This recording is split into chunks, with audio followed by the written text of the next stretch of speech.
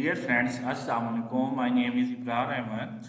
आज हम जिस एडिटोरियल की वकैब को डिस्कस करेंगे उसका टॉपिक है इकोनॉमिक इंस्टेबिलिटी।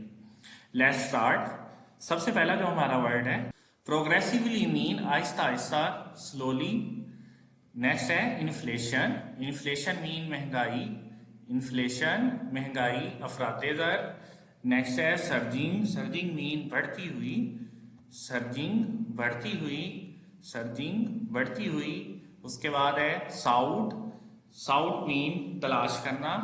साउट मीन तलाश करना। नेक्स्ट है इम्पैक्टेड। इम्पैक्टेड मीन मुतासर करना। इम्पैक्टेड मुतासर करना। प्रोग्रेसिवली आहिस्ता आहिस्ता। इन्फ्लेशन महंगाई। सर्जिंग बढ़ती हुई। साउट तलाश करना। इम्पैक्टेड मुतासर होना। नेक्स्ट है कॉमोडिटी मीन अशिया। कॉमोडिटी मीन अशिया। कैपिटलाइज। कैपिटलाइज मीन सरमायाकारी। कैपिटलाइज मीन सरमायाकारी। नेक्स्ट है टर्मोइल। टर्मोइल मीन हंगामा होना, हंगामा खेजी। टर्मोइल हंगामा।